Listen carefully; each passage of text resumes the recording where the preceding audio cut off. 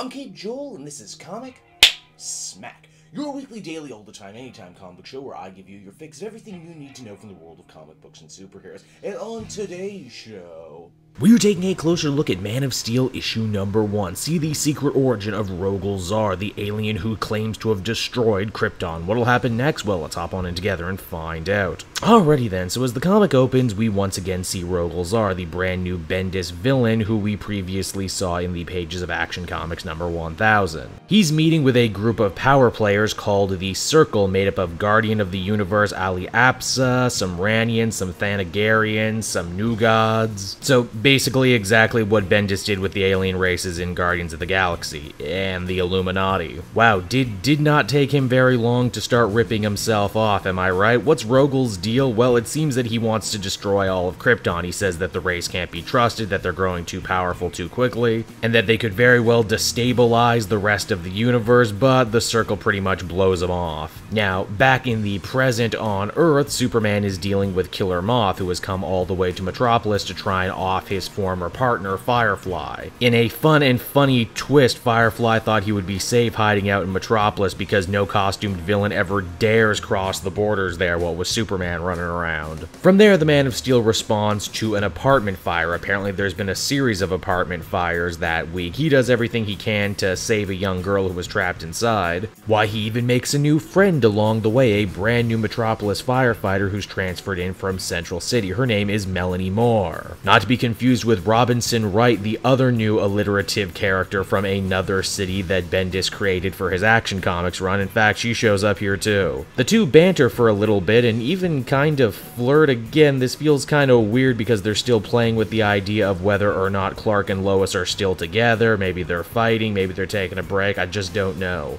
But hey, enough of that, let's have another Rogol Zar flashback. It seems that when he's not doing jobs for the Circle, which apparently he's quite good at and well respected in the intergalactic community, yet never mentioned until now, he lives on a warlike planet hunting horrible monsters for food and sustenance. Appa Aliapsa calls him and says that the Circle has rejected his idea to go and take out Krypton and that the planet should be free to rise and fall naturally of its own accord. Needless to say, Rogol Zar does not take this news very well. They also seek to imply that Zar's hatred of Krypton grows out of some sort of personal vendetta he has against the planet, Now back in the present, Clark Kent turns in his report on the strange arsons happening all over Metropolis. In fact, he even considers that perhaps Firefly would be involved. We then see that Lois Lane is actually in the office that day, and this causes Clark to have a major flashback. His son John is getting older, he's hit a growth spurt, and he's going to need a new costume soon. Lois is working hard, being a Pulitzer Prize winning journalist, and then suddenly they're blinded by a white light and the comic ends. So yeah, that was Man of Steel, everybody, and overall I enjoyed most of it for being the first full-length Brian Michael Bendis Superman comic. It definitely carries a lot of the writer's trademarks for better and worse, sharp, snappy dialogue,